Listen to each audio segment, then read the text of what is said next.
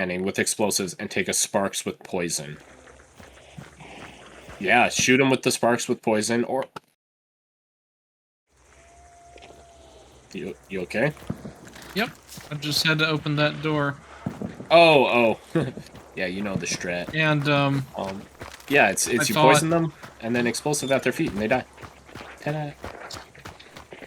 I thought there was an XP boon in there, but it was a poor shot. And you gave away our position. Shake my head. Shake my head.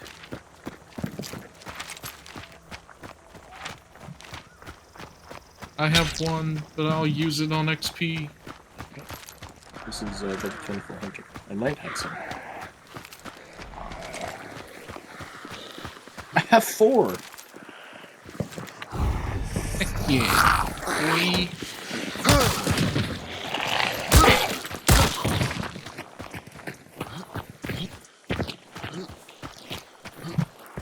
I'm running the marathon.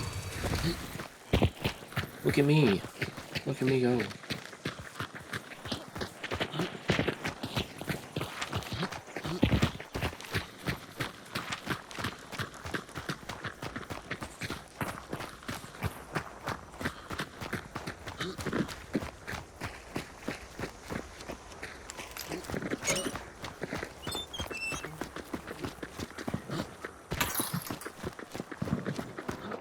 Probably. No. You're running out of questions to ask us at this point. You've just about asked everyone we can think of. I don't think we've heard that.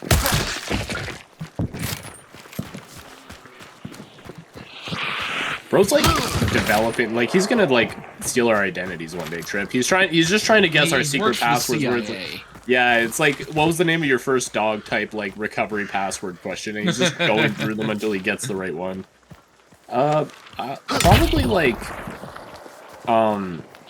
I can't remember the name of it, but do you guys remember like the cheese snacks that were shaped like dinosaurs?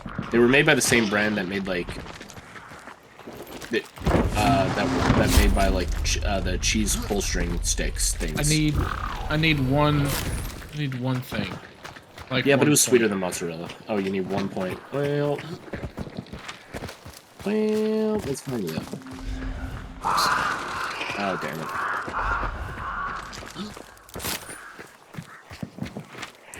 But, so your favorite type of cheese is a snack from 20 years ago? Well, it was made out of a type of cheese. Here, I'll look it up. Usually, like, cheese snacks are made out of, like, cheddar. Like, they're crackers or something? It was like... Cheddar's a good one. It's not my favorite. Monster. Monster. So I don't know if I've ever eaten a monster. My pick is going to be...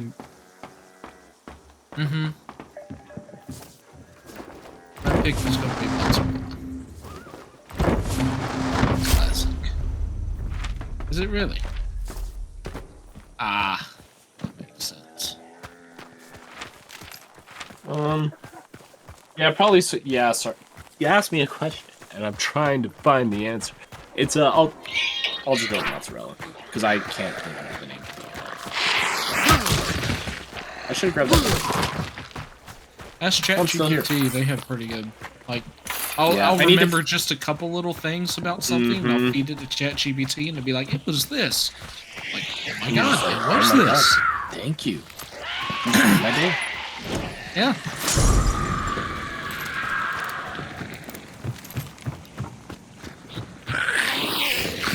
AI uprising.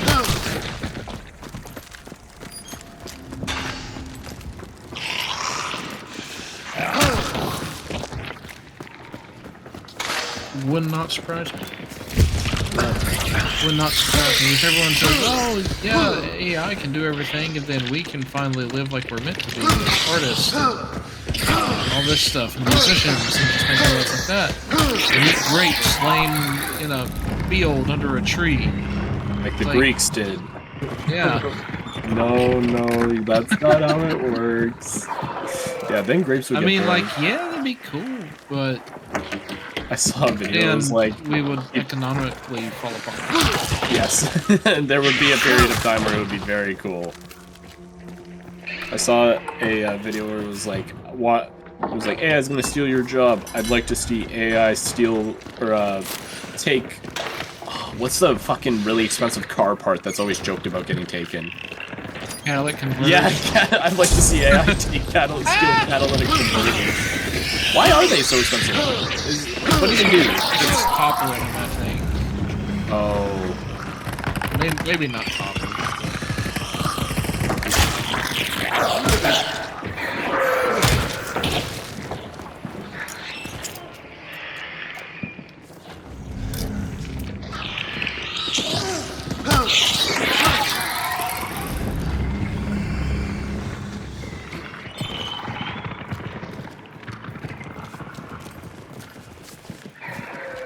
They contain precious metals like platinum, palladium, and rhodium.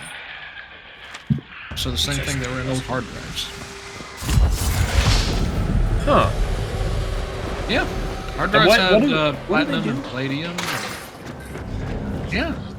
What do catalytic Not converters new do solid for cars? states. What is their purpose?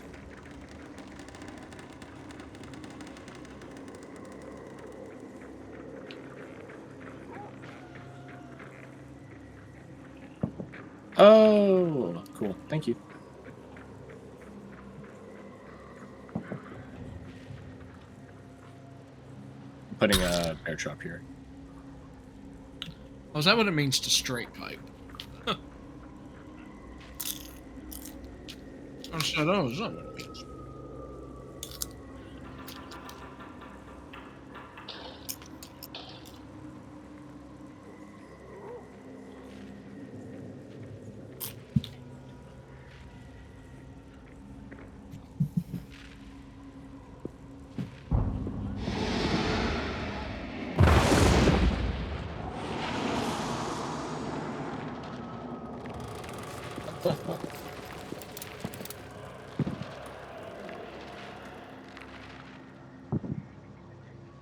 I haven't met one yet. I'd like to... AI is going to take all the jobs. I'd like to see AI steal catalytic converters.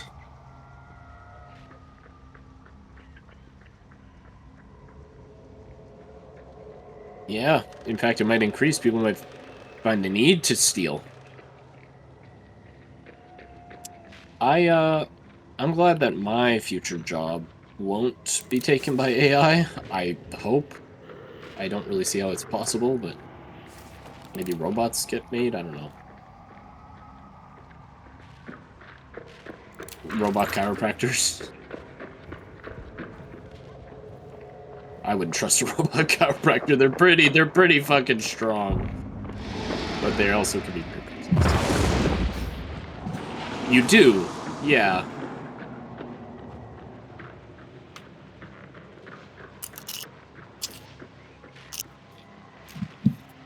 Yeah.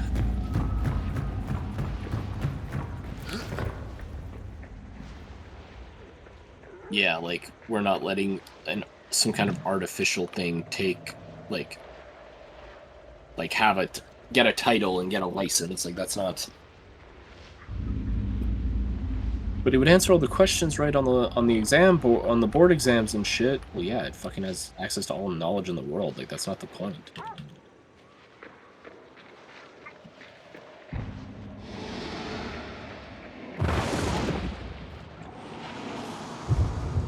For diagnosis and shit. Oh yeah. And honestly, that would be great. That almost would be better in some cases. Like, I would like all the knowledge in the world to be used to diagnose me rather than a doctor who may not know something exists, right?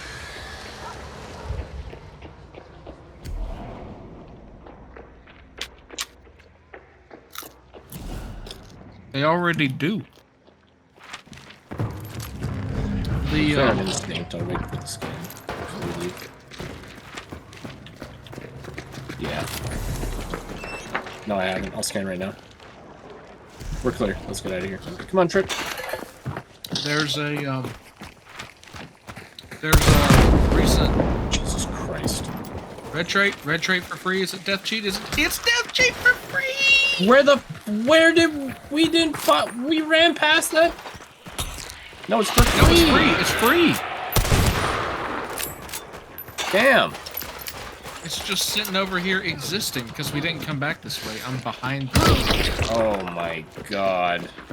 Amazing. Let's go. But there's already been cases where attorneys have just strictly relied on AI for their case law, or ChatGPT specifically for case law, and they were referencing it in court and making their argument based off this specific case. And come to find out, ChatGPT had just made it up. It did not exist. Dude, it does do that sometimes. I've asked it a question where it's like, does this do this? Yeah. Well, I think the defense attorneys caught him, or maybe it was the prosecutors, I don't know. The opposing parties probably caught him or whatever. There was Legal Eagle did a whole big couple of videos on it, but it was a huge thing. They got, like, heavily sanctioned. Judges were pissed.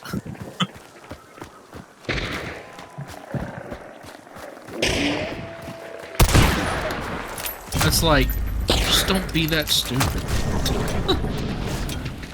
Like, you're not even if you want to use ChatGPT to look up stuff, I do it at SAV all the time. But double check your work. Like, just Google the case.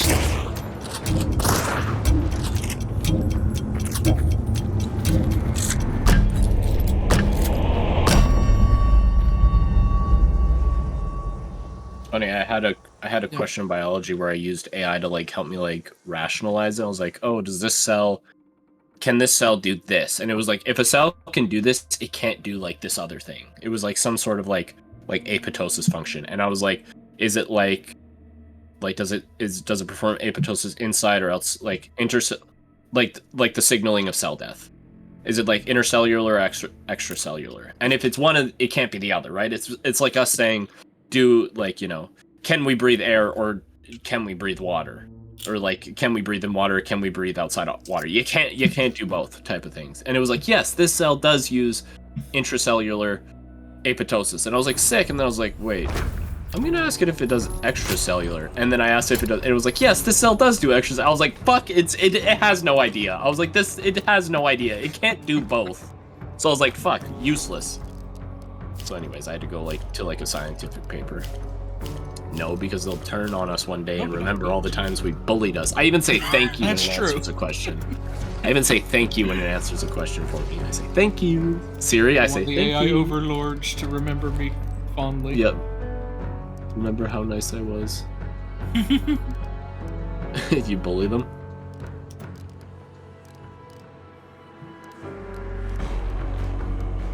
Why you bully me? Why you bully me? Oh, robot! Robot! They took him over! The AI got him! The AI got him, oh shit!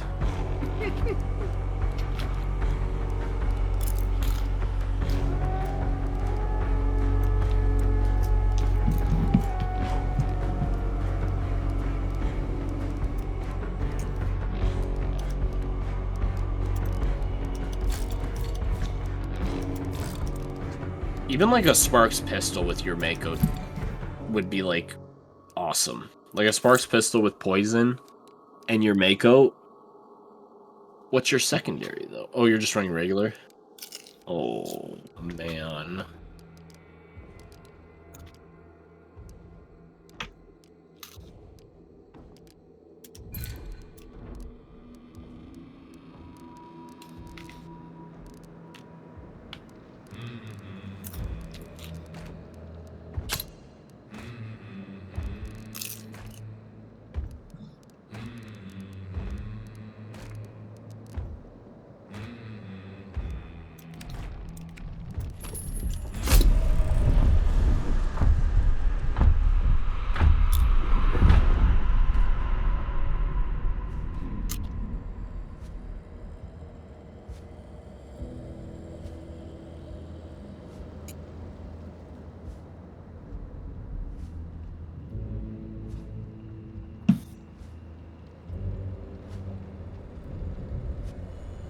Mm-hmm. I'm struggling.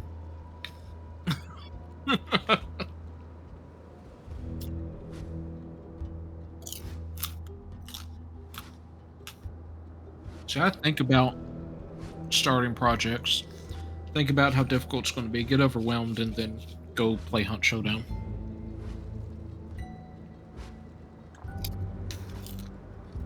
What was the question again? Sorry.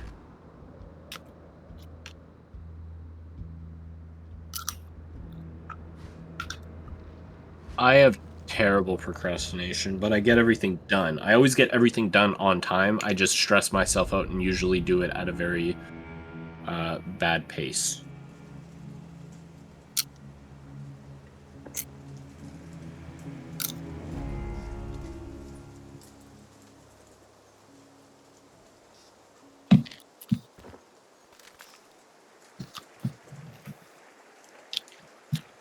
See, I'm kind of in one of those right now. Like the past few days, past couple of days, I've been that way.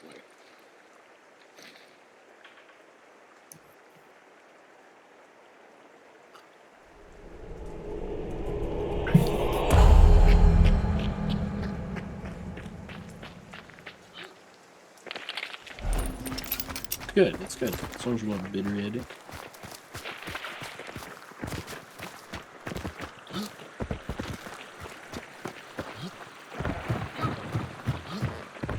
I'm subpar. I'm not bad. I'm getting there's certain things. There's certain levels of procrastination, not completing things. It's some people like just don't do anything, like complete anything. I complete things that aren't as important as other things. Or that aren't as important. Sorry, that aren't yeah. That I prioritize. I prioritize well. I definitely get things done that I should first, and then the other things that would make my life easier I kind of set aside because I know they're not crucial. But if somebody asks me to do something for them, I get it done instantly. That's my problem, is I'm kind of a people pleaser. Like, if somebody asks me to do something, like, for example, Trip, when you were asking me, like, to make you, like, you know, a meal plan or, like, a macro diet plan, like, fuck, if I had to do that for myself, I would set it aside forever. But because you asked me to do it, I was just like, I gotta do it within, like, an hour. Or whatever. I don't even think I asked you. I think you said, "Hey, I can do this for you," and then you just did it. Okay, well then yes, that. But if you had asked, it would have been the same reaction. That's what I mean. Yeah.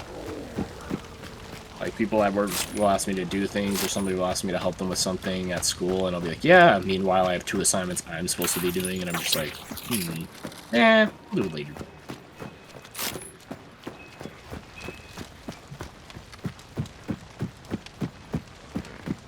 No.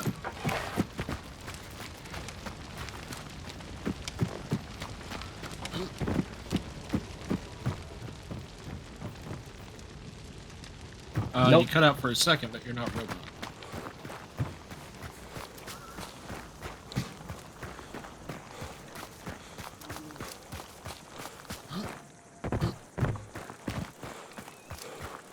Mm-hmm.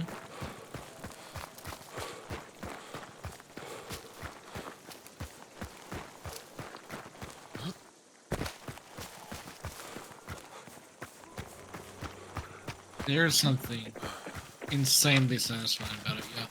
Have you ever heard getting to do this ends, yeah. You ever heard, I forget exactly what it's called, but it's like a 4 square like way of organizing things. Circle goes in the square hole. And it's apparently it's something like Jeff Bezos uses and all this stuff. But dude, chicks have the most elaborate ways of doing shit. It's not even funny. Like girls have the most elaborate ways of just like doing things in lists and stuff. They love their lists.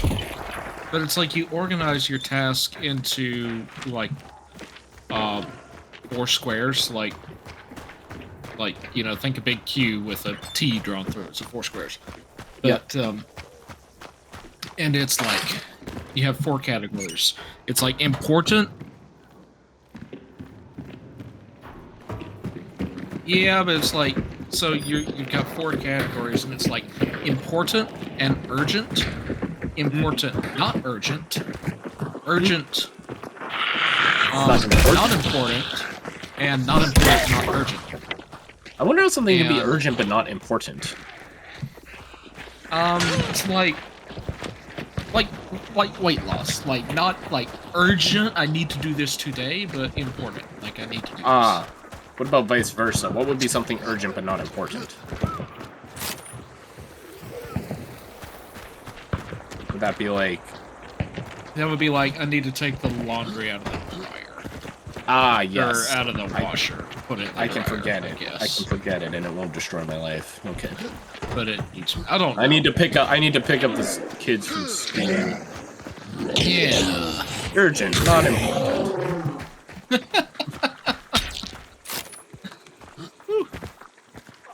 But yeah, it's stop being racist.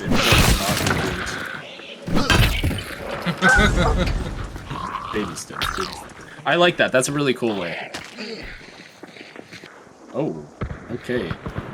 That's not the Split River team. I think we could get a flank on those guys. I think we could too. We go a little more north. Let's go through the forest. And... One's using a Mako, I think. Yep, that's a Mako. Okay, yeah, they're northwest 315. Maybe don't sprint.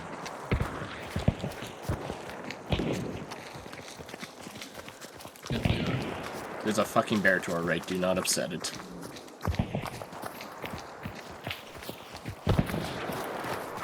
Yeah, they're like in those trees. Oh, spotted there beyond that ping.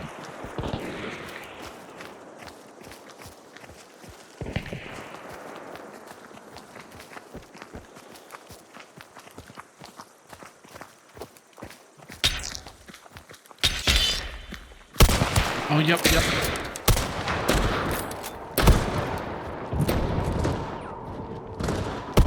What's that?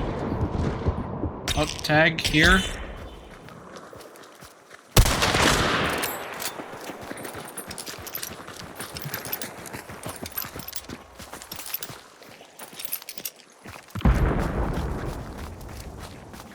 Damn.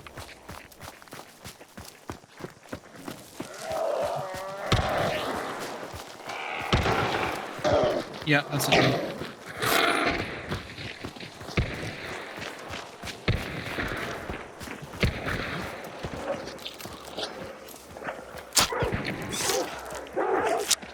Not that that will really do anything, but... Okay, alright. Goodness gracious, fucking let me deal with the entire map of AI here. Oh, I'm getting fucked up by it. Okay.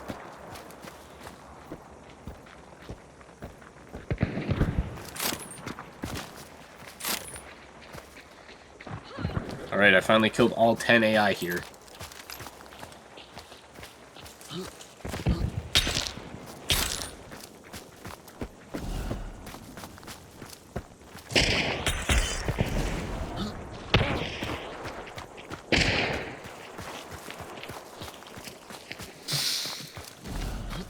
I'll wait till he's healed for us to push up together. Yeah.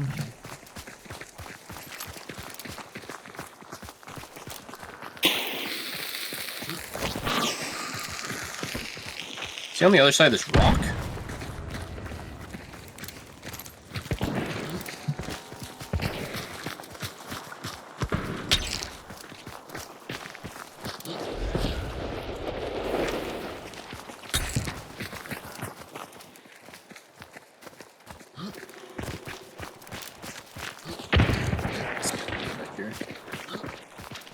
Oh, that's staying here. Forward! Forward! Oh, yes. Yes, forward.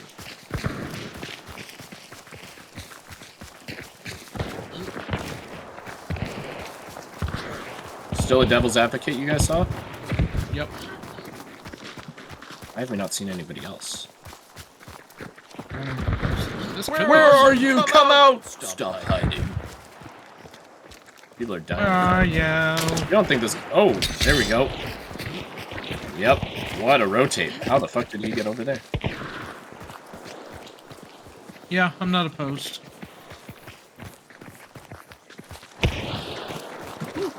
Oh, there we go. By the tree. In the courtyard. Oh no, he's right here. What the fuck? Yeah.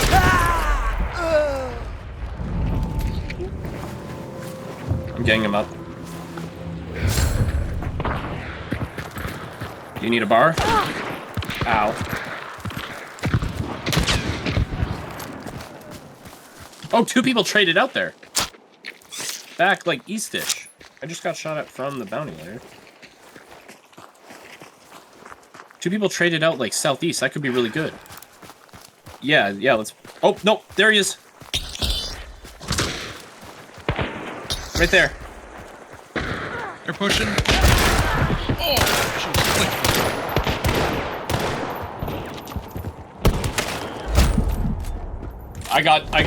I killed one, I got killed by a preacher. Yeah. It's only you. You're all. He's going for his teammate to the right. If you can go pick up Trip. Go back and pick up Trip. Well, you have dark side, check. There's nobody behind you. I wouldn't go for the necro. I would, if you do, go behind like that ledge. I'm in the middle of the road.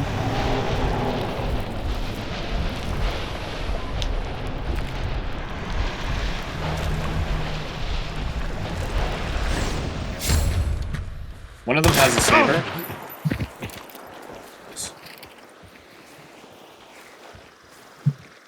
Don't happen to have a recovery shot, do you?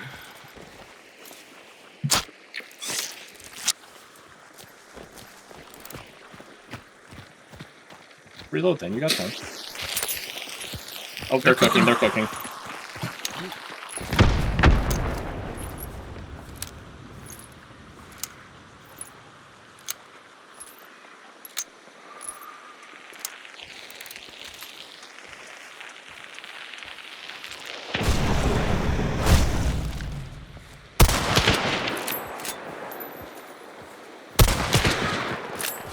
He got one.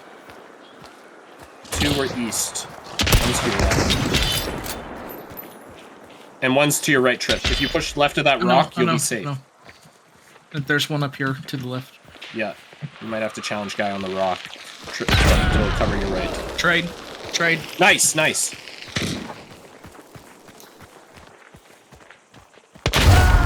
Oh, good try. Nothing you can do about that. Good try, guys.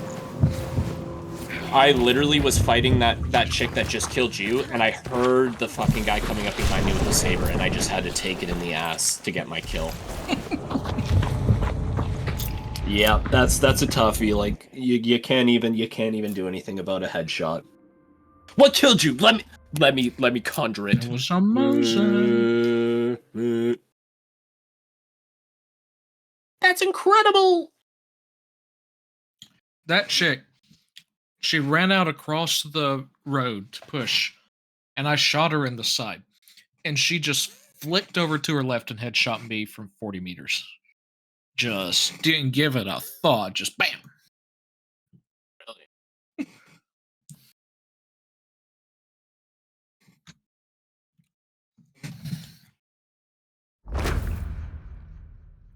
Wham bam, thank you, ma'am. Wait. Did I not get a kill? I didn't get a kill. Someone stole my kill. I died for nothing. You son of a bitch. You son of a bitch. I'm like, I literally died so I could get that kill because I probably could have turned around and killed the guy that stabbed me. But I was like, do I go for the lucky headshot or do I go for the chick I've tagged with the marathon already?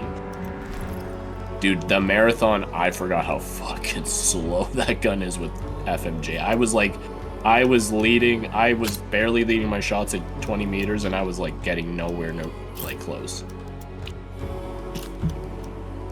Genuine.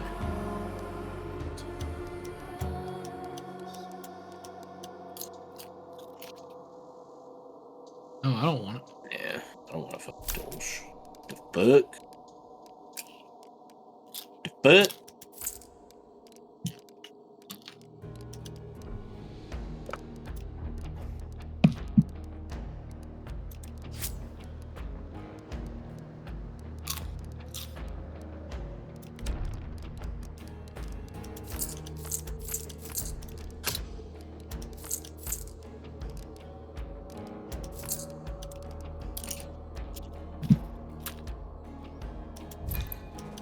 do you mean?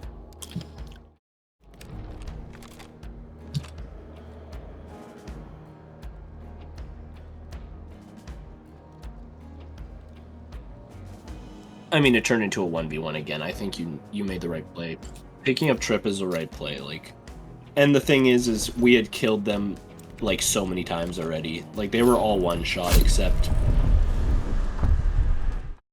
Yeah, I don't know about the guy Trip killed if he was one shot because I hadn't seen him yet. I feel like he probably was because I just had the rival with buckshot, and I was kind of surprised.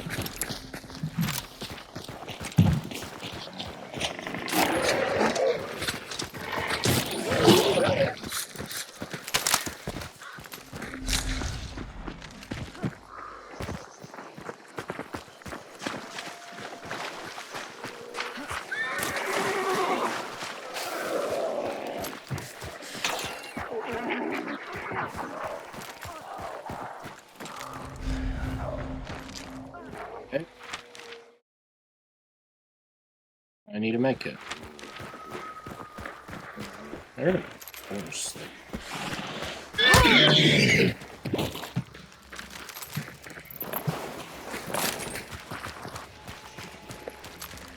That's good. I do like the makeup. I really do. It's objectively. I fucking hate that shit. For some reason, I can get headshots.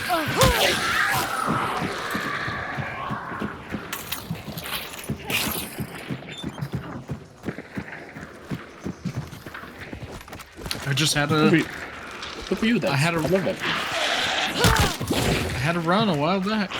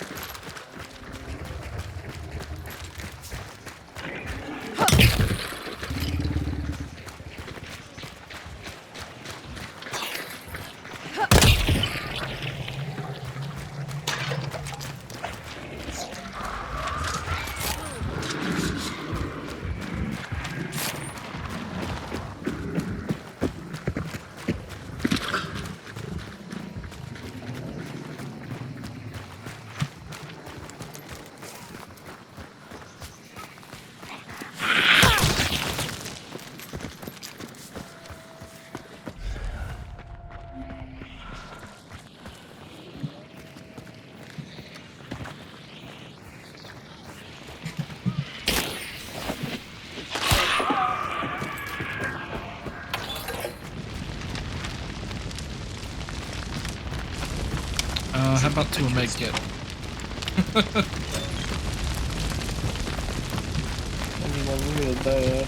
I just about did a dumb thing and at 75 HP just about walked into the path of the Meathead's final swing.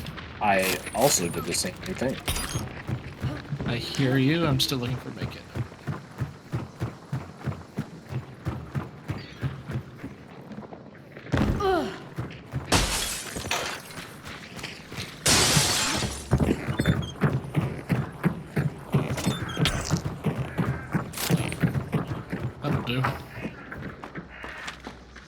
There's a thing here. Consumable box. Oh, and a med kit. And a med kit.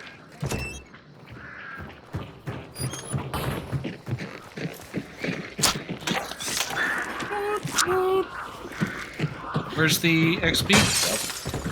The other buildings. And the gun oil's in here somewhere?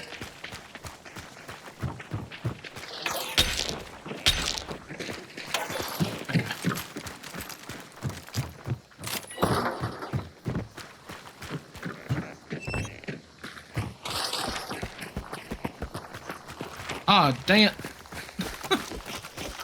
I just meant to use it on the Scott field and I used it on the rifle.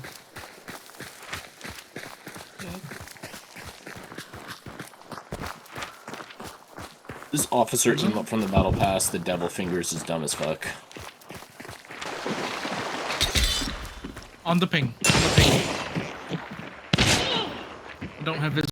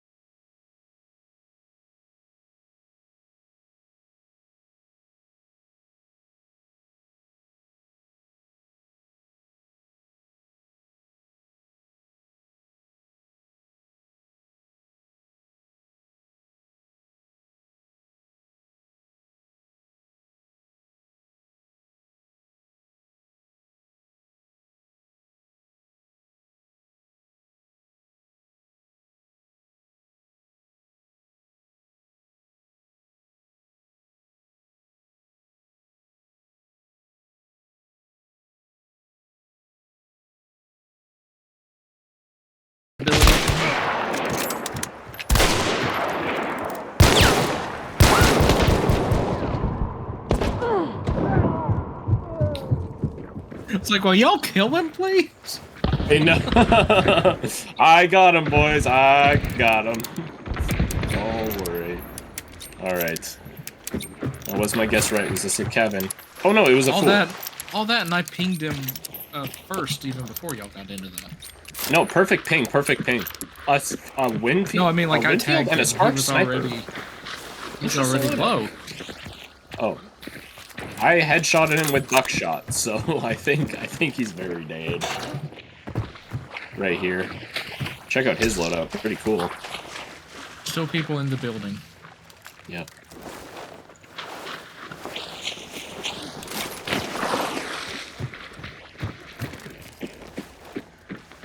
This literally is whole server showed up. Like you. Mosin sniper with uppercut. Do we want to dip then and go get the bounty?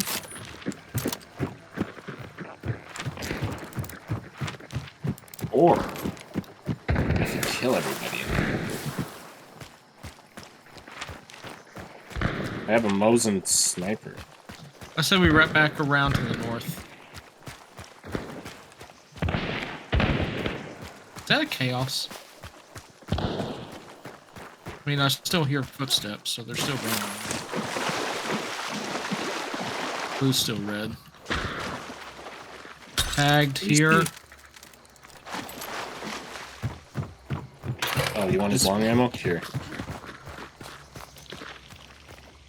No, I'm taking that on that back. I was gonna take the Mosin sniper. Hey, Clue's no longer red. They backed off.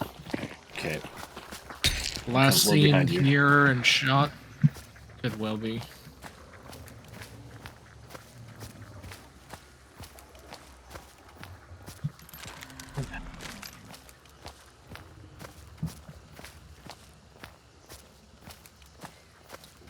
Yeah, I just shot one of them. By just, I mean like 2 minutes ago now. That's Serpent. I'll take that bounty. Please do. I don't know. I've heard so much shooting, I don't know what's alive and what's dead.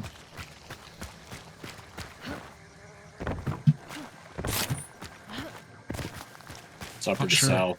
They would be able to leave and go get it. Let's back off and... Well, no, I got my directions wrong. I mean, let's go east. Let's go east. Let's see if we can get there and maybe push them out of the boss lair before they get the banish. Wait a second, Trip. We're behind you. I just want death cheat, man. I want to find death cheat. This hunter's gonna be level 50 if we win this game. Alright, yeah, that, you know what? That might actually be just like... Oh, I was just saying, like, in the process of winning and killing this team, I just want death cheat. Is that an explosive? Yeah, I just missed it.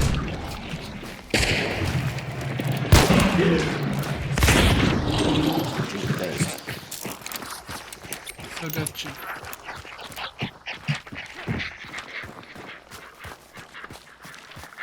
Oh shit. Okay, let's go to upper to south.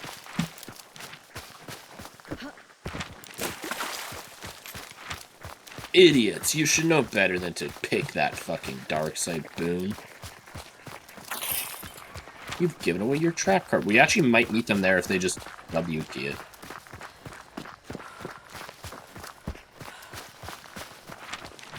Yeah. You know what's stupid? The master clue still goes off even when the bounty's banished. Trip. How dumb is that? What? Oh. The master clue still goes off when people are near it, even after the bounty's been banished. Silliness. Let me take a quick shot.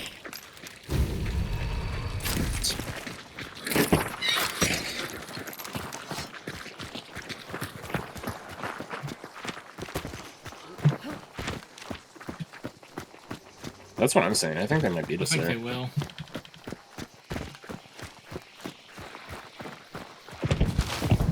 Oh yeah. Oh yeah, they're feeding Scrappy right now.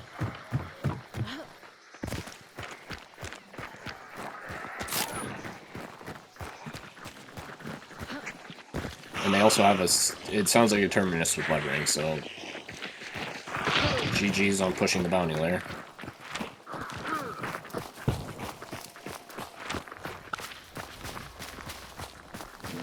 Yeah, I think. It's dead. And there's a bear to our left. Kill the bear. And we get, Death Cheek. Death Cheek. I'll lead it away then, because I don't want to fight it near the edge here. Oh, yeah, because they have a Mosin! Ow! Killed one here. Oh, shit. Okay, nice. Let's take that body. If we can. I'm bringing a bear with me.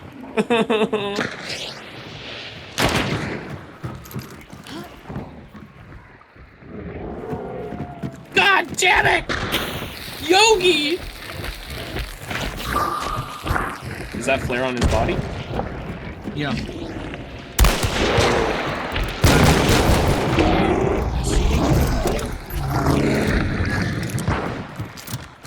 No, leave it. Oh. It was my guard. Oh. My bad. It was guarding her body. My bad. We'll fuck it. Oh, she got up! God dang it, the second one was right. Oh, yes. Good man.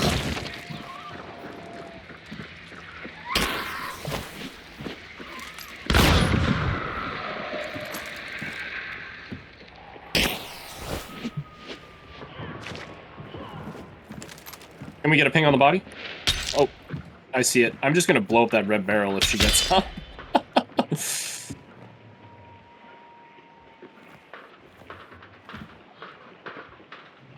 Nice.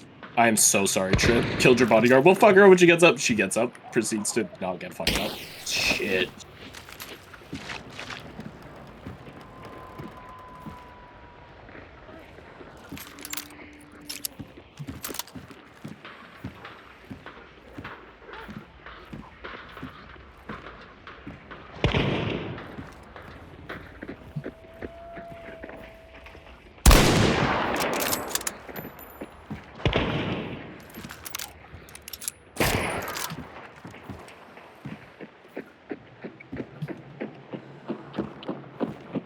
Chance there's an ammo box.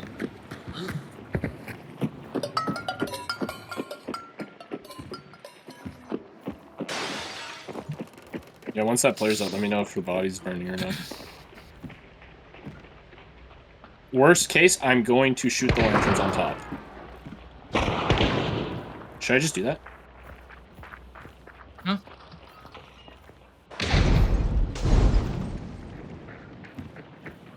Did it do the thing?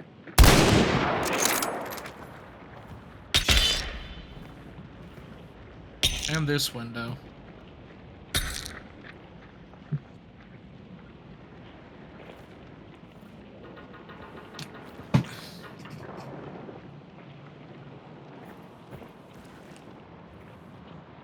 I'll say, even if we lose that drop, you're a goat for fucking putting her back down. Me and Trip actually shit the bed. It was my fault, though. We dropped our spaghetti. We dropped our spaghetti. To be fair, that was like the ballsiest necro ever. The only way that would have worked is if the people covering it were dog shit. Oh wait, we are poo-poo stinky. Just kidding,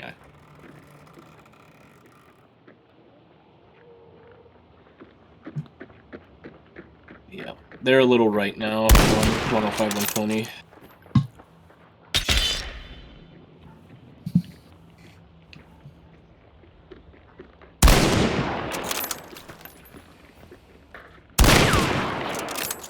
Nice take. Ping the window again.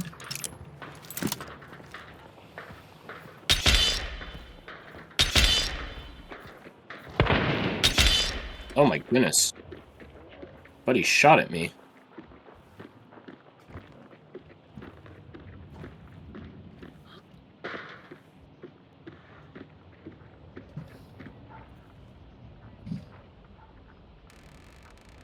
Oh, one's like more right, eh? Like 135. They might be coming for me. Yeah, I think they're coming for me. I think they're both inside. Are they both inside still? Are you sure that one guy's inside? No, yeah, he is. Never mind, never mind.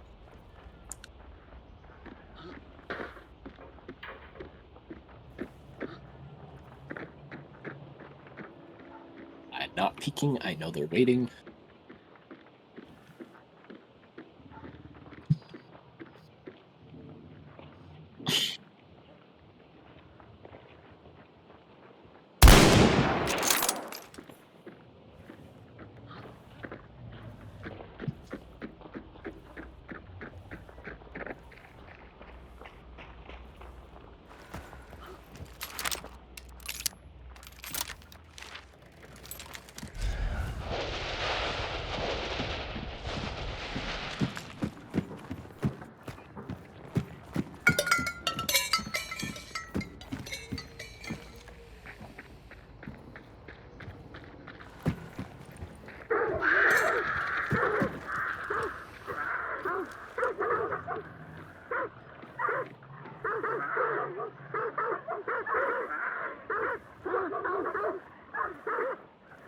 Yeah, we just have to be prepared, because if one of us dies, they're going to push off of it. So the other two need to be ready to respond, because they'll have to run through the open to get to the other person, so their kill could be their demise.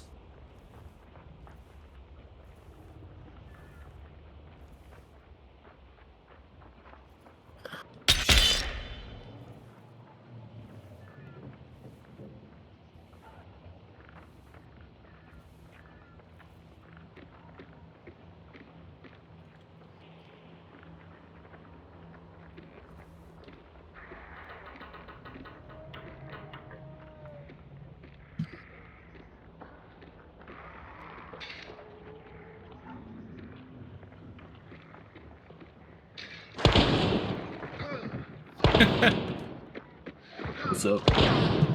Yeah, they know where I'm at, but I'm okay.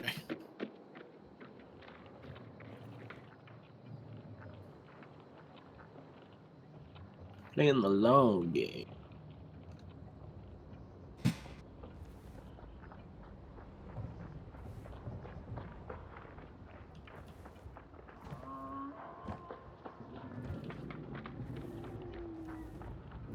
I was climbing a ladder.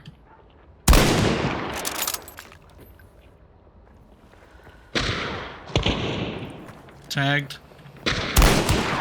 Oh, headshot through the wall. Nice. We're at.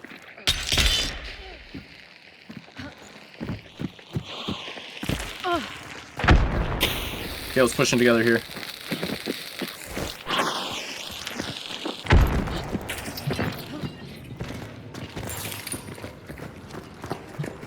Remember, they do have a terminus with levering. He's up here. We got one more dynamite. Oh my god!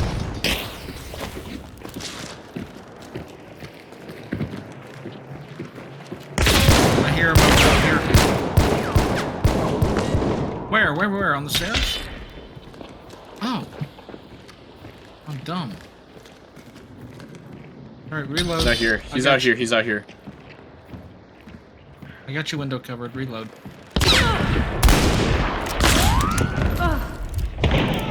Got him.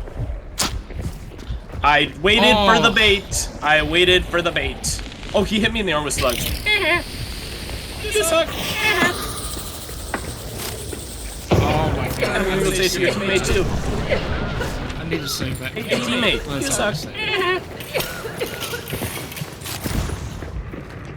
Boys, I just got the luckiest headshot. Dude, yeah, you gotta show me that shit. It was a crown. I thought it was a terminus. Yeah, you gotta show me that shit, man. I shot him through this window. Oh my god. Oh, goodness gracious. Reported. He's hacking, he's hacking. Yes. I hope so. The guy shouldn't have been outside. That was his own dump. Yeah, it was his own dumb fuck. Fucking Jesus Christ, man. He absolutely knew, because I shot him. I think I shot him. I think it was the same guy. Or her, rather, whatever. Yep, she's burned. Bosons and crags and officers and crowns. We hit up the rare resupply. Yeah.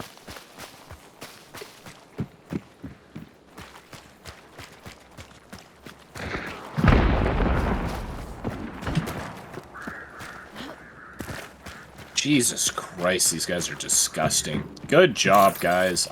That's a good win. Perfectly calculated. Perfectly calculated headshot. No luck behind it. But no, I admire how we dealt with that last guy. Like, the fact that there was 3 of us, and we didn't give him an opportunity to, like, kill us without getting traded out. Like, we were like... And yet, I had no idea where he was. Yeah, well, I thought he was Oh, you knew he was on the balcony, though, right?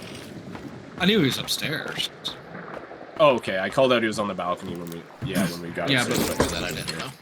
Oh, yeah, no, that's, like, we have to take space, but we're taking it together, right? Not one of us pushed in alone, like, you didn't get the kill and go, I'm going in! Like, we all waited till everybody was together. I did.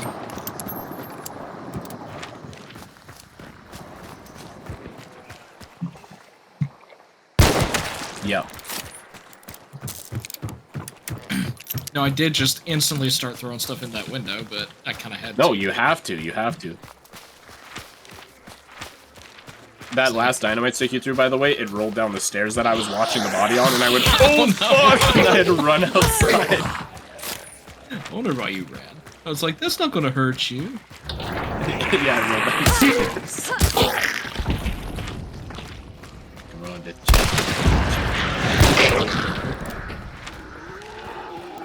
I don't even know why I like that shit so much. I don't care about I guess I just like having one of my traits. I do. Yeah. There's a bear. We'll kill it. Okay. I'm excited to see this clip. There's a trait. Oh, and there's a rockjaw still. Oh! I thought it was going to be a bounty token from the cache. It's along the river, probably by Seven Sisters, or just between Pelican.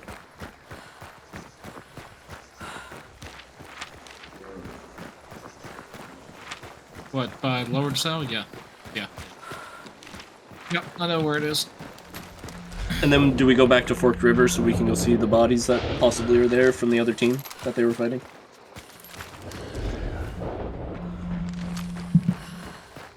It's okay.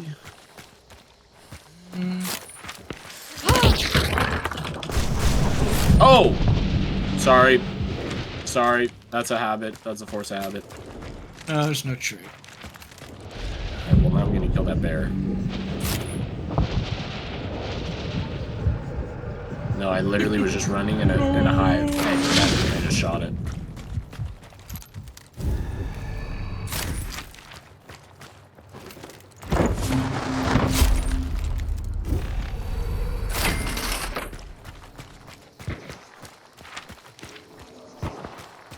No.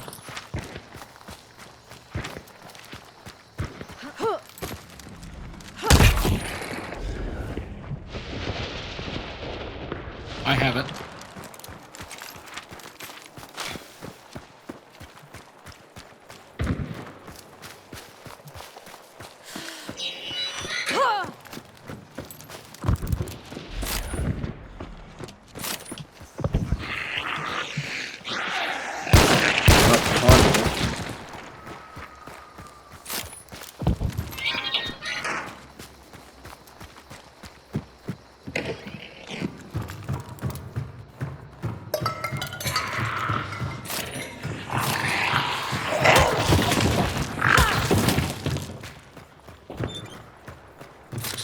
I was just, well, I couldn't really see where you were shooting. I mean, that flare was blinding me.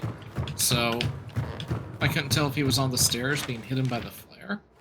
Oh. I had no idea.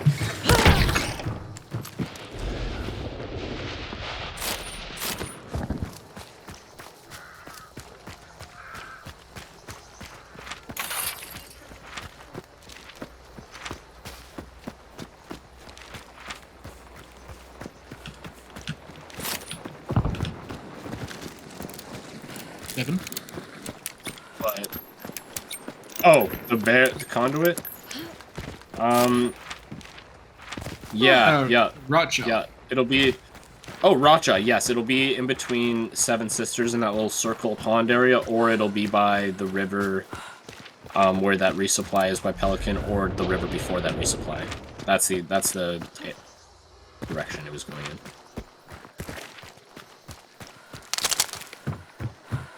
Bullet grubber here. I'm just gonna take these just to get trait points. Wait, I don't need trait points.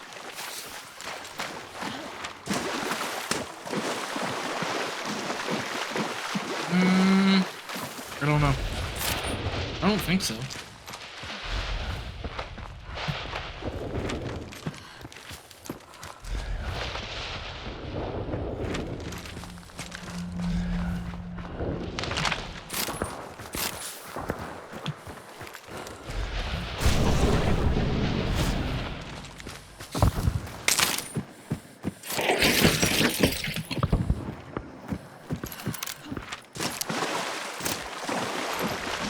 Velocity.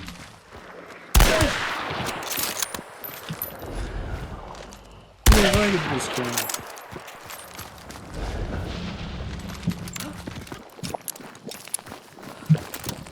Okay, actually 13 minutes. We gotta walk in.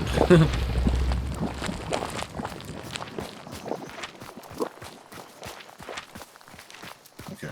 I haven't even hit the special place yet. There's Shadow and Remedy. I want both of those.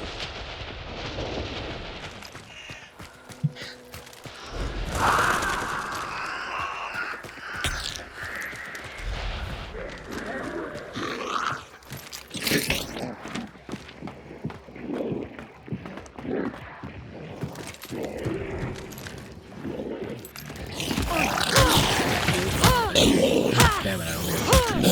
Please let me take conduit and bullet rubber.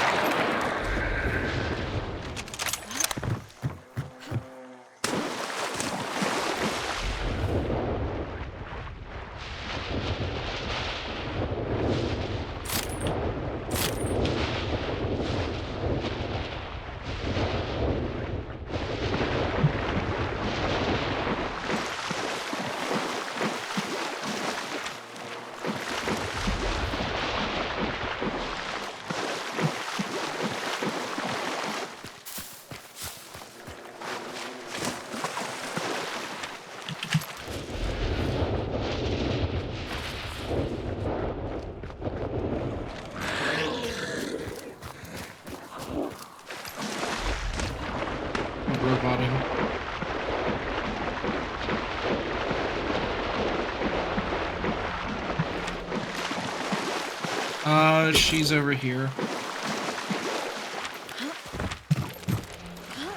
Let me see if I can sneak up.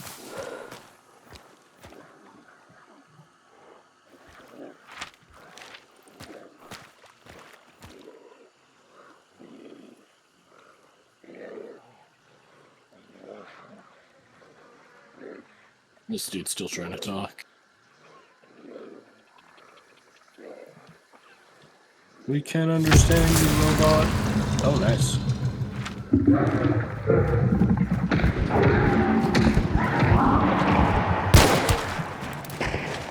Now you're making it. Dang, that crown did nothing to her. I just wasted 5 shells.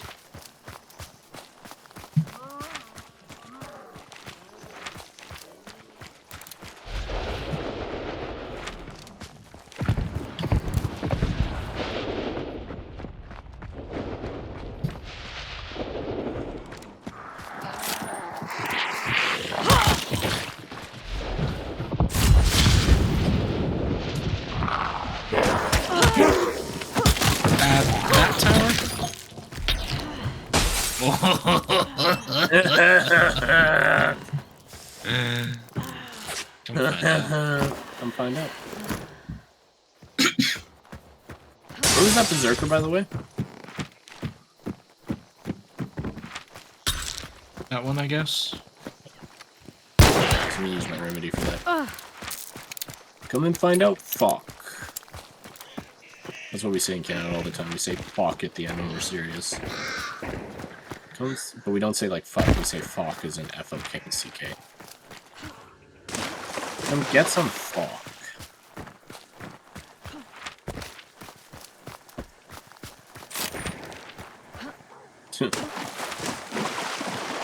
Go to the Rothschild dropped. Go to the Rothschild, find out. Well, in that case, don't go to the Rothschild. Are we going to Moses for extra?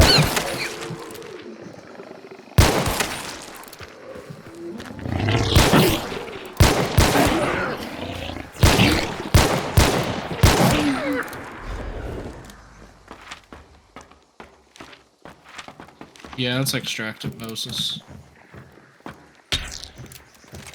Oh, I have an officer. I have an officer.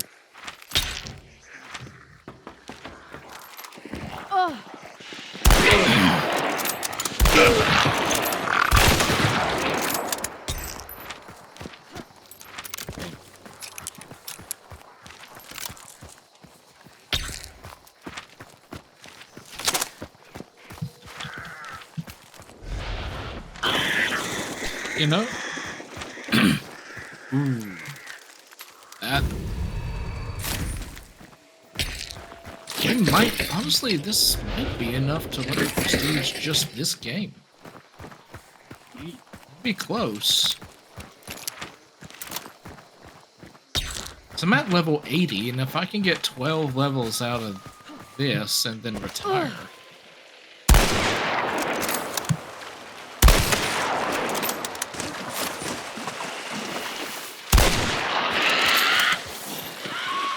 Slate and LaBelle in this one guy. Better lead Bayonet and Slate in this guy.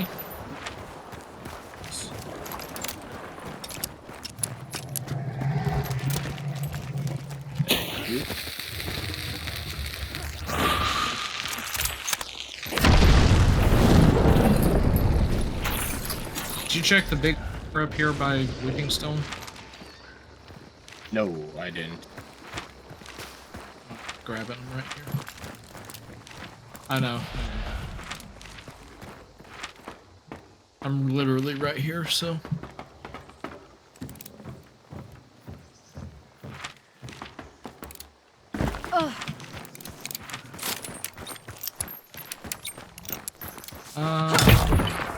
They're so fucking jacked, it's not even funny. I got Dum Dum put on my officer.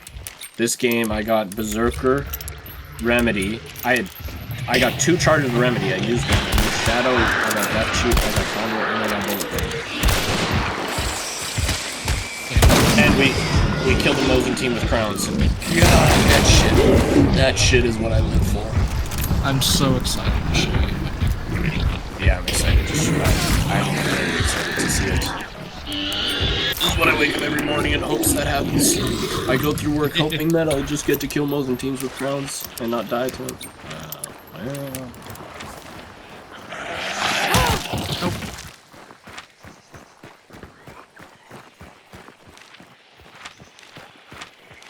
Do you guys have Remedy?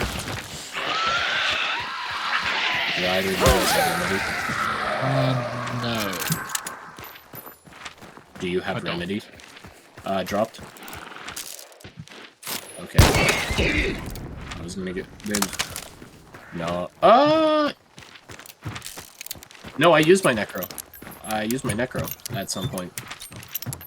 Okay. Remind me very badly to get rid of some of my traits so I can get Necro back. Because I will forget. I just wanted to get Shadow Leap, but I'll keep my Remedy if we don't have any.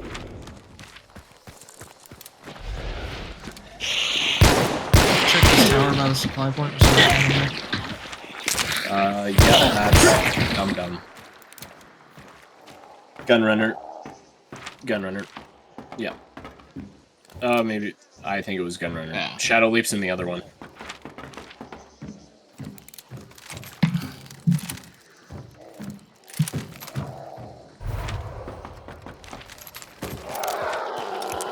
Hey, Gunrunner's at the resupply. Oh, that's where I saw it.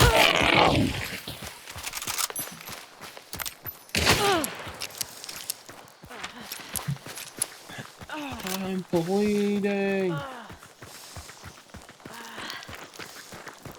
Go ahead, let me You're see. at light, you probably could. Now he's at heavy.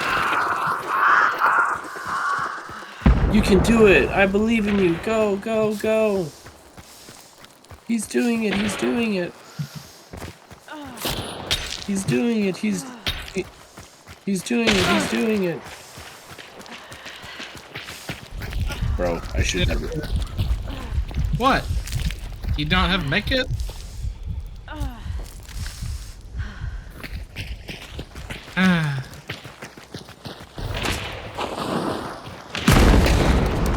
Very tempted. I was staring at it. Yeah, that would have been really funny by your standards. Wouldn't have dropped. Yeah. Trip wouldn't have been happy.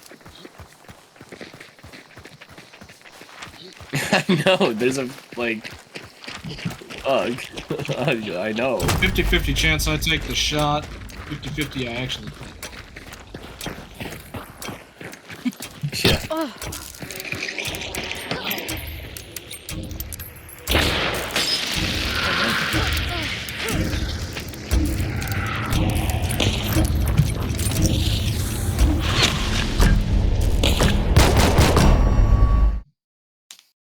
Quick.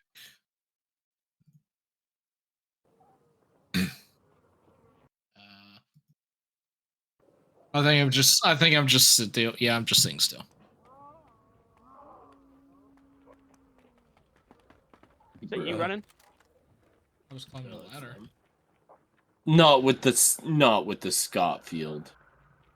How the fuck did I miss that shot? Tagged. Oh my Headshot. god. How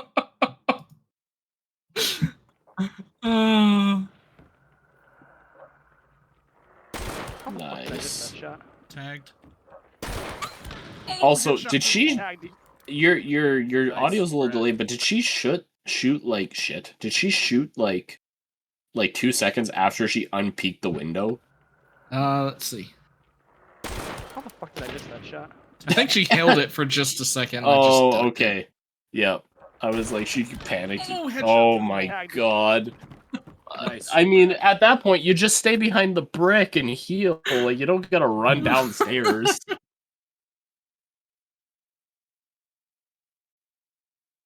Yeah, she was all the way. She was going down the stairs, and I just caught her. No FMJ, any other body part that would have done. It's a Spitfire, man. I fucking love that gun. I'll lead it away then, because I don't want to fight it near the edge here. Oh, yeah, because I have. Oh, One of them's peeking the windows. Killed one here. Nice, that's a kill. Oh shit. Yep. Okay, nice. Let's take that body. I really do just constantly talk about Mosins.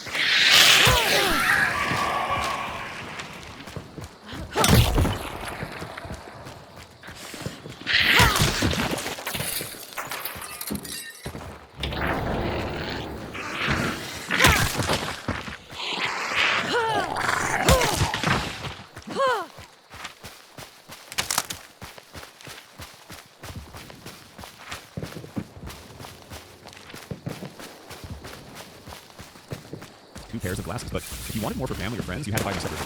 Each pair could cost between $150 and $200. An interesting thing I found while researching for this video is that PlayStation released a 3D TV for its consoles. Something unique about these screens was Simul View technology. This allowed 2 players to play a multiplayer game on the same TV, but see their own full screen perspective instead of a split screen view. For those unfamiliar with this, usually when you play with a friend or sibling, the screen is divided into 2 sections, one for each player.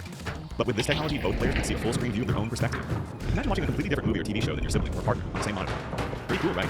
But as we saw, this technology was very expensive, so it was eventually used. Now let's talk about concept 3D. To understand how this works, polarization is in one specific direction. The polarized filters allow them to display specific orientation. 3D TVs using this method displayed 2 images at the same time, one each eye.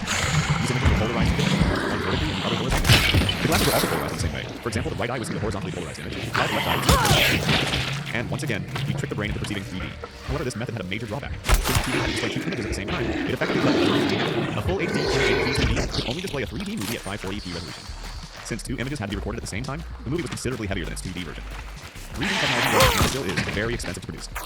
As we saw at the beginning of the video, special cameras costing hundreds of thousands of dollars are needed to record movies. The reason they have 2 lenses is that they simulate the position of the For animated movies, because they only That's why most animated films are released in 3D, while live-action movies, so to speak, sometimes only come out in 2D to cut costs. The development of TVs capable of displaying 3D content was very complicated because of the main factor companies consider when manufacturing components: cost. What usually makes a technology a worldwide success is the ability to mass-produce it at low cost. This wasn't easy to achieve with 3D TVs. Another factor that led to the decline of 3D TVs was that the content was much harder to distribute. The home experience with a 3D TV felt like a very watered-down version of what you get in the movie theater that felt like a Theaters are designed to enhance the experience. There are multiple speakers in carefully arranged positions. The room is dark and acoustically treated. There's no window next to you letting in distracting sound. You don't hear your neighbor yelling or dogs barking outside. And most importantly, the screen is about 10 times bigger than the one in your home. Due to all these complications, by 2017, just 6 years after the massive 3D boom in the television industry following Avatar, all major tech companies stopped manufacturing 3D TVs. The same way they appeared in World of Warcraft. That said, 3D isn't dead, not at all. Almost every new movie released in theaters has a 3D version. But for now, it seems that experience is going to stay right there. Thank you so much for watching this video. If you enjoyed it, don't forget to subscribe to the channel and share it with your friends. I read all comments, so leave one below. Did you ever own a 3D TV, or do you still have it?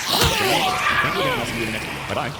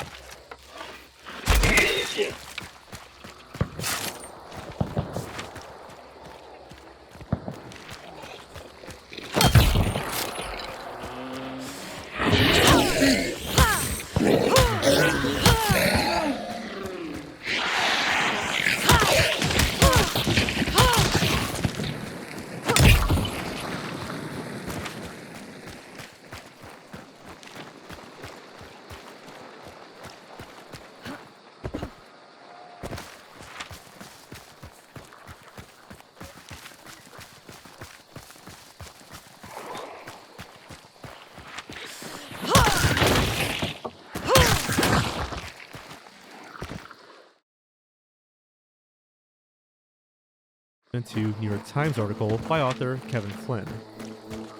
The article is about accounts from survivors of the attack on the World Trade Center's North Tower and the friends and relatives of the victims.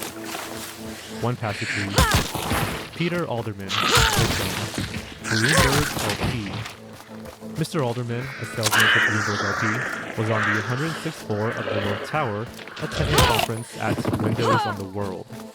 His picture and that of a colleague, William Kelly, were taken at the conference that morning, and the photographer left with the film just a short while before the plane struck.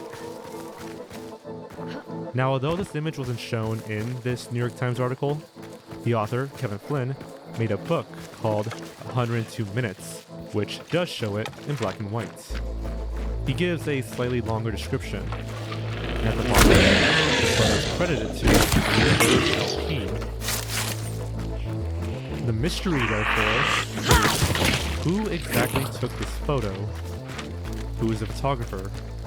It's quite rare, and even a bit unusual, for someone to take such an interesting photo like this and be completely unknown. I mean, even being in the World Trade Center right before the attack and surviving would warrant some type of recognition, or at least an interview. Moreover, every other photo featured in Flynn's book is appropriate source, except this one. Hi, I'm Between Two Towers, BTT, it's usually what most people call me.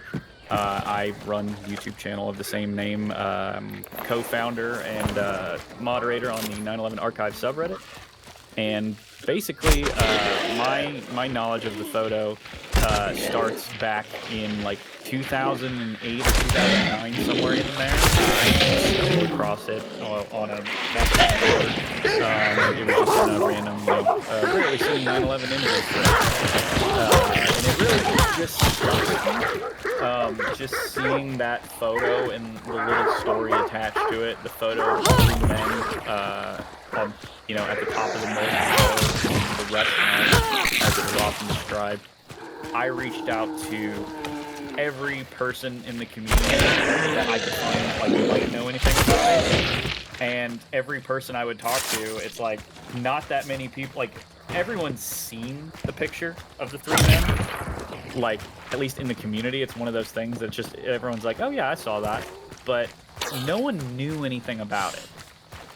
And that just kind of kept sticking with me, and it just became a crusade where it's like, I need to find out, to the point where I exhausted every possible online resource.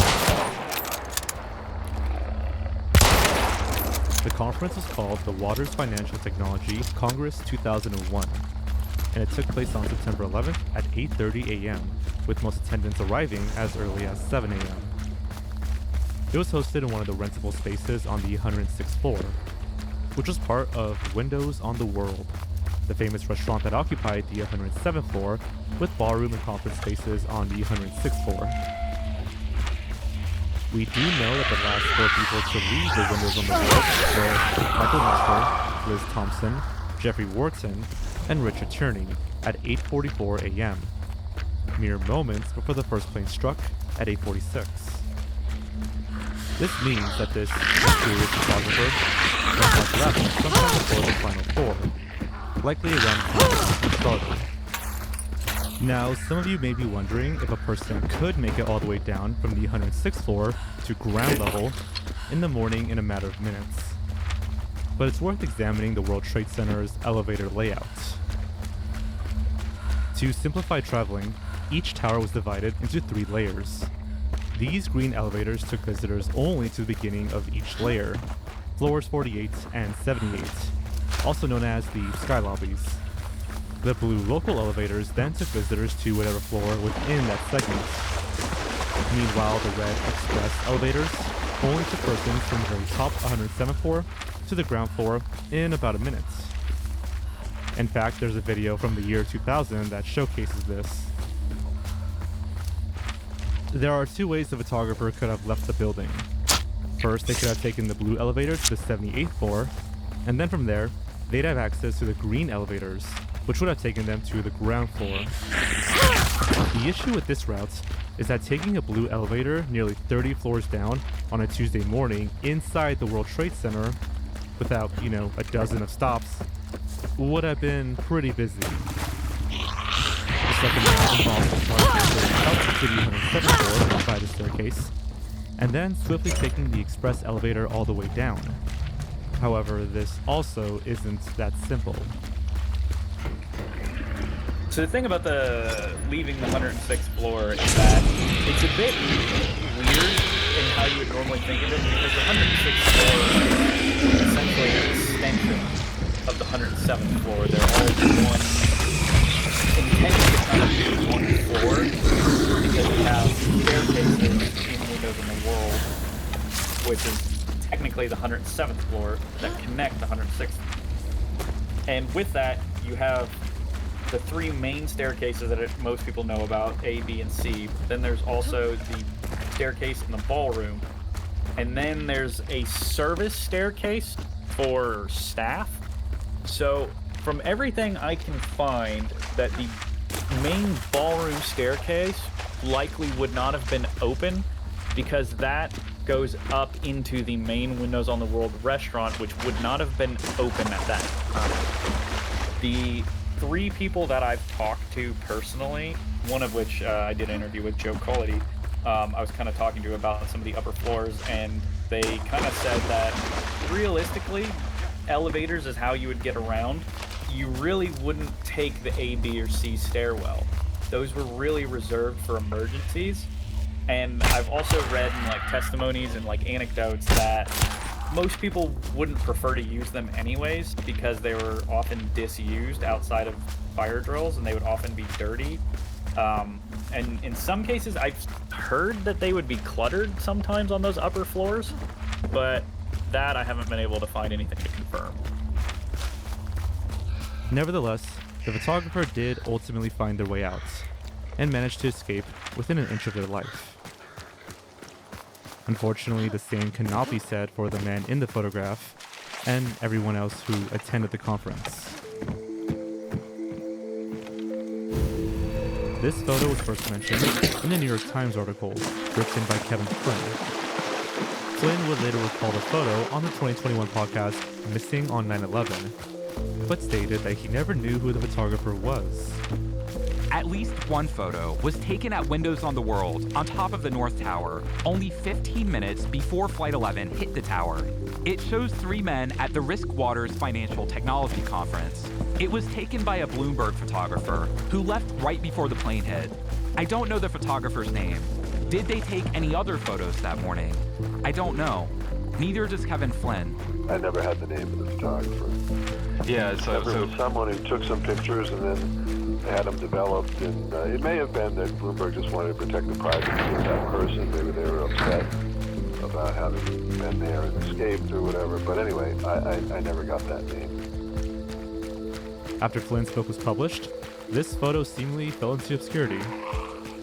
It wasn't until about 10 years later that the photo would resurface on a French YouTube video about Chris Hanley's 9/11 call shortly after the plane hit the first tower.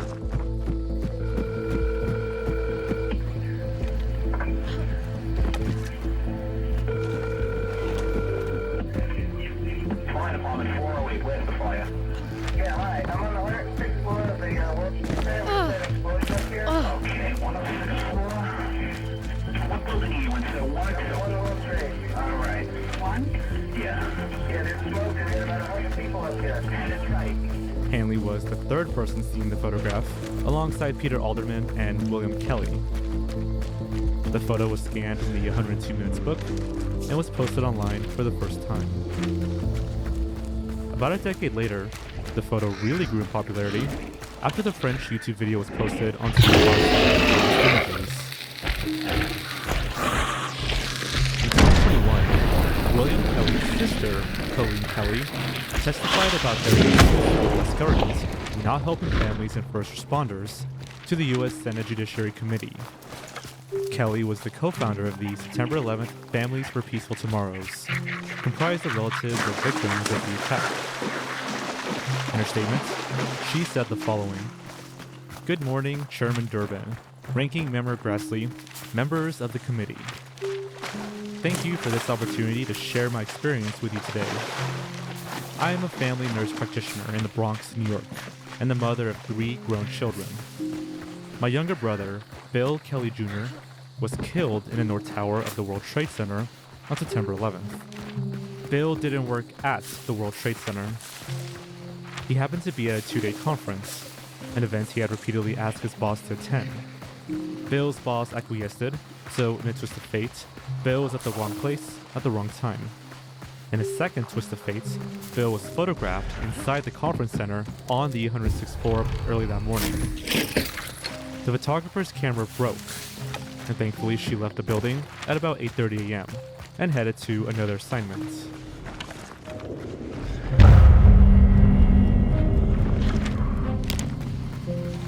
The photographer's camera broke, and thankfully she left the building at about 8:30 a.m. and headed to another assignment. This is currently the only known description of the photographer, and it's not a lot of information. According to Kelly, this person left not because of the conflict starting, but because her camera broke and she had another assignment to attend to. Interestingly, she also refers to the photographer as a she. How Colleen Kelly found out about this information really isn't clear. She's spoken about her brother and this photograph several times in past interviews, implying that she saw the image very soon after 9/11, but for some reason,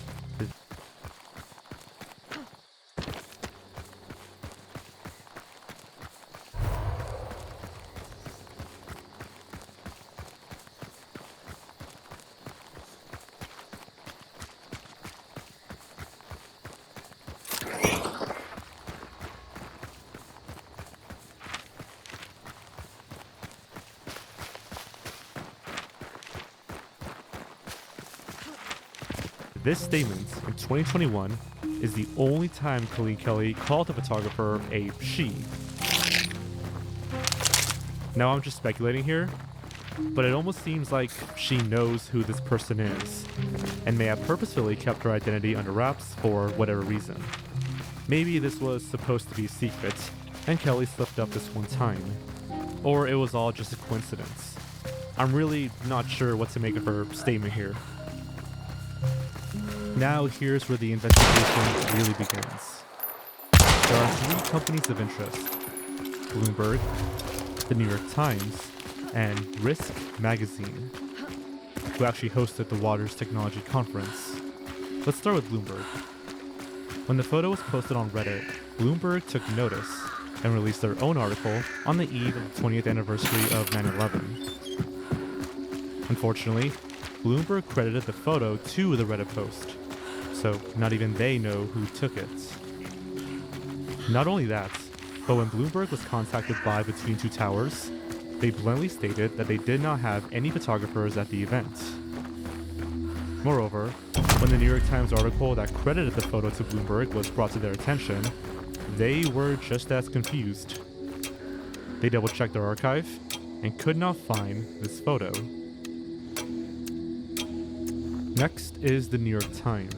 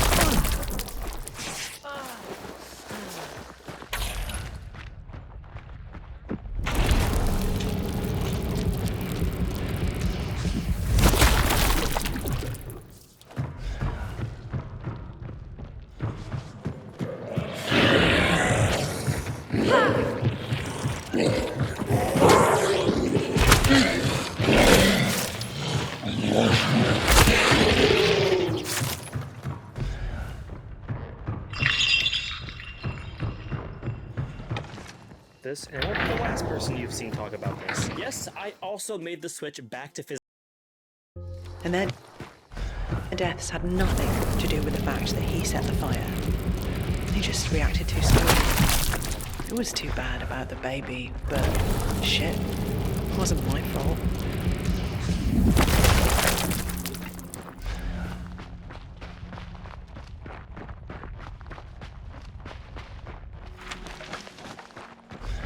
It was exactly as they suspected. The Frito Bandito, the coin tosser, the Lopez pirate. They were all and John. And while this book obviously showed that John knew things about both the arson fires and their subsequent investigation that he simply should not have known, there was more to it than that. The other main character in this book, Phil Langtry, the hero of the story, the arson investigator that would eventually solve the puzzle and catch Aaron, the arsonist, also seemed to be John. To really understand this, though, we need to look at John's background. So let's go over what the task force would have known about John while they were reading Points of Origin. John was born in 49 into an ordinary middle-class family. There was no real evidence that John had any real issues until he joined the workforce. He'd started out in the Air Force, but was honourably discharged by the time he was 22. This was when John had decided that more than anything, he wanted to be a cop. In 1971, he began applying to the LAPD and the LASD, and he passed everything but the psychological exam, where the assessing psychiatrist would deem him unsuitable due to his emotionally unstable personality, which showed serious signs of problems with authority. Not accepting this assessment, John went and found his own psychiatrist who said he was, quote, just fine. But accepted by the LAPD, and a few years later, in 1973, he applied for the Los Angeles Fire Department, a highly competitive position.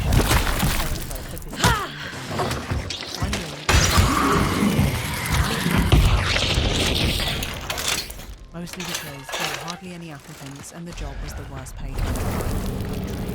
John found this job to be exciting, so he began working as a security guard at 7-Eleven department store where he everyone who would listen that he had a, quote, cop's sixth sense. John, of course, was not a cop, something he was painfully reminded of. He listened to him when he attempted to chase him down.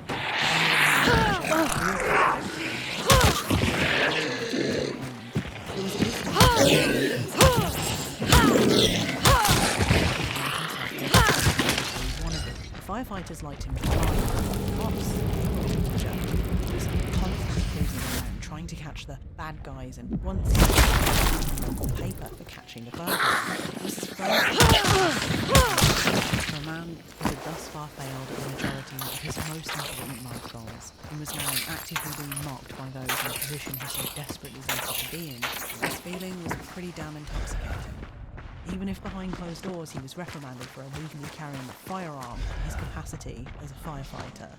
It was at this point, the late 70s, that the arson fires started becoming a problem. So much of a problem that the Glendale Fire Department needed very own arsonists. They wanted to hunt down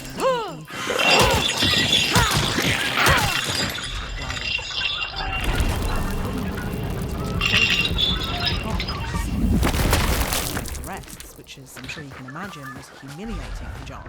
And you can really see this strange, often contradictory relationship that John has with police and authority more generally in his novel, Points of Origin.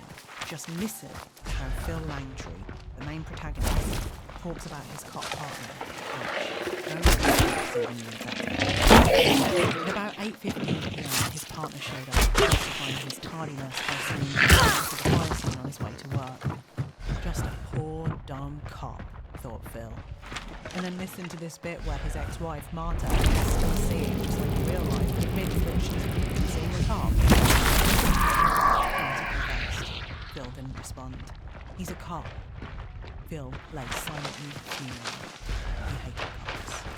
There are many examples of these anti-cop diatribes throughout the book, but it's also interesting to note that this fixation with authority and power is also played out in the character of Aaron, who is referred to on multiple occasions as weak and pathetic. Quote, only a firefighter, and not in the book, just like in real life, it's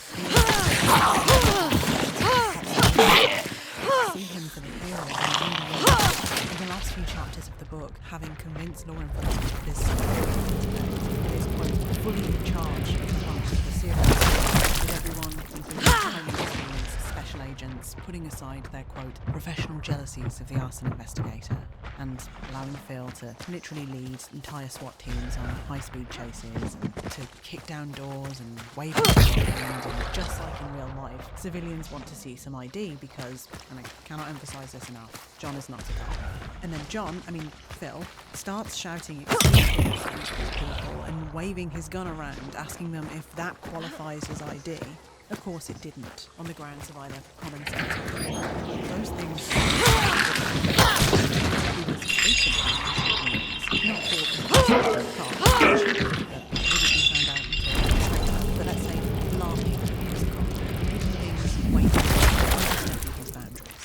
On one occasion he was seen leaving the office in tears after one of these mornings before self-exiling into the forest for several days, only to return to the office when his fire chief dangled a promotion in front of him that would allow John a clear beacon of mental and emotional control and peace of mind, which meant he could now carry a gun on the job. This was a and guns meant power, something John was desperate but far too weak to actually wield responsibly. Later, he would say of this canon event, quote, an arson investigator wasn't totally cops. We were bastard children, especially to real cops. And I had news of them. I wasn't one of them. I was, whether they wanted to believe it or accept it. Full-time arson investigators in the state of California are defined in Penal Code Section 830 as law enforcement. Trying to convince here. Though I really don't want to, also be remiss of me not to mention the fact that Points of Origin many sexually explicit scenes which are so graphic that I can't read them out to you without violating both YouTube guidelines and probably a few social boundaries. Truth is, fires for John this pathology is something that John would offhandedly bring up to his colleagues on more than one occasion, and also where he once stated, quote, fire is an arsonist's friend.